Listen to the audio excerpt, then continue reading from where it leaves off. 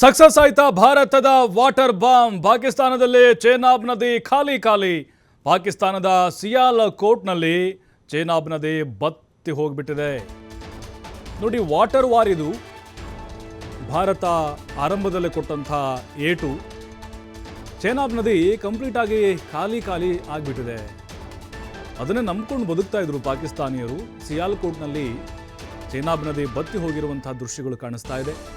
ಸಿಂಧು ನದಿ ಒಪ್ಪಂದ ರದ್ದು ಮಾಡಿತ್ತು ಭಾರತ. ಅಂದರೆ ಸಿಂಧು ನದಿಯನ್ನು ಪಾಕಿಸ್ತಾನಕ್ಕೆ ಹರಿಸದೇ ಇರೋದು, ಒಂದು ಹನಿ ಕೂಡ ನೀರು ಕೊಡಲ್ಲ. ಇನ್ನು ಝೇಲಾಂ ನದಿಯಿಂದ ಭಾರತ ನೀರನ್ನು ಬಿಟ್ಟಿತ್ತು ಬಹಳ ದೊಡ್ಡ ಪ್ರಮಾಣದಲ್ಲಿ. ಇಂದು ನೀರು ಬಿಡದೆ ಚೇನಾಬ್ ನದಿ ಖಾಲಿ ಖಾಲಿ ಆಗಿದೆ.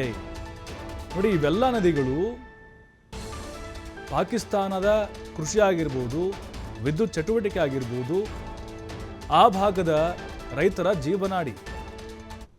ನೋಡ್ತಾ ಇದ್ದೀವಿ ಕೆಲವೊಂದಿಷ್ಟು ಸ್ಯಾಟಲೈಟ್ ಚಿತ್ರಗಳನ್ನು.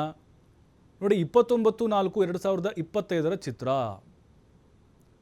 ಬತ್ತು ಹೋಗ್ಬಿಟ್ಟಿದೆ ನದಿ ಕಂಪ್ಲೀಟ್ ಆಗಿ. ಇನ್ನು 26ರಿಂದ ನಾವು ಹಳೆ ಫೋಟೋ ನೋಡ್ತಾ ಇದ್ದೀವಿ. 26/4/2025, ಒಂದು 4-5 ದಿನದ ಹಿಂದಿಲ್ದು. ನದಿಯಲ್ಲಿ ನೀರೇ ಇಲ್ಲ. ಅಂದರೆ ಸಿಂಧೂ ನದಿಯ ನೀರನ್ನು ಭಾರತ ಬಿಡುವುದನ್ನು ಬಂದು ಮಾಡಿದೆ. ಮೊನ್ನೆ ಝೇಲಂ ಬಿಟ್ಟಿತ್ತು, ಬಟ್ ಈಗ ಚೇನಾಬ್ ಕಂಪ್ಲೀಟ್ ಆಗಿ ನೀರಿಲ್ಲದೆ ಬತ್ತಿ ಹೋಗಿಬಿಟ್ಟಿದೆ. ಇದನ್ನೇ ಅವಲಂಬಿಸಿರುವಂಥ ಪಾಕಿಸ್ತಾನಿಗಳಿಗೆ ಆತಂಕ ಶುರುವಾಗಿದೆ. ಯಾಕೆಂದರೆ ಒಂದು 75% ಇದೇ ನದಿಯ ಮೂಲಗಳನ್ನು ಅವರು ಅವಲಂಬಿಸಿದ್ದಾರೆ. ಕೃಷಿಗೂ ಕೂಡ ಬಳಕೆ ಮಾಡ್ತಾ ಇದ್ದಾರೆ. ಆದರೆ ಈಗ ಈ ವಾಟರ್ ವಾರ್ ಇದೆಯಲ್ವಾ, ಭಾರತಕ್ಕೆ ಸಿಕ್ಕಿರುವಂತಹ ಆರಂಭದ ಒಂದು ಯಶಸ್ಸು ಅಂತ ಹೇಳ್ಬೋದು. ಇನ್ನು ಡ್ಯಾಮ್ನಿಂದ ನೀರು ಯಥೇಚ್ಛವಾಗಿ ಈ ಹಿಂದೆ ಕೂಡ ಪಾಕಿಸ್ತಾನಕ್ಕೆ ಸಿಂಧು ನದಿಯಿಂದ ಬಿಡಲಾಗ್ತಾ ಇತ್ತು. ಆದರೆ ಈಗ ಯಾವಾಗ ಪಹಲ್ಗಾಮ್ ಅಟ್ಯಾಕ್ ಆಯಿತು, ಅದಾದ ಮೇಲೆ ರಾಜತಾಂತ್ರಿಕವಾದಂಥ ಕೆಲವೊಂದಿಷ್ಟು ನಿರ್ಧಾರಗಳನ್ನು ಕೇಂದ್ರ ಸರ್ಕಾರ ತೆಗೆದುಕೊಳ್ತು.